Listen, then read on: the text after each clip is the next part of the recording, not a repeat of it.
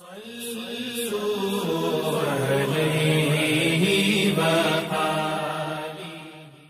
اللہ الرحمن الرحیم۔ صحیح بخاری حدیث نمبر 759۔ شیبان نے بیان کیا، انہوں نے یحییٰ بن ابی کثیر سے بیان کیا، انہوں نے عبداللہ بن ابی قتادہ سے، انہوں نے اپنے باپ ابو قتادہ رضی اللہ تعالی عنہ سے کہ نبی کریم صلی اللہ علیہ وسلم ظہر کی پہلی 2 رکعتوں میں سورہ فاتحہ اور ہر رکعت میں ایک سورت پڑھتے تھے۔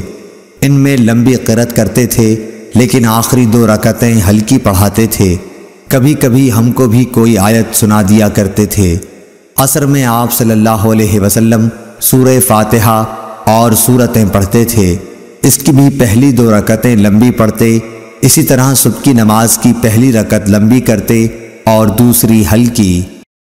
اللهم صل على محمد وعلى آل محمد كما صليت على إبراهيم وعلى آل إبراهيم إنك حميد مجيد اللهم بارك على محمد وعلى آل محمد كما باركت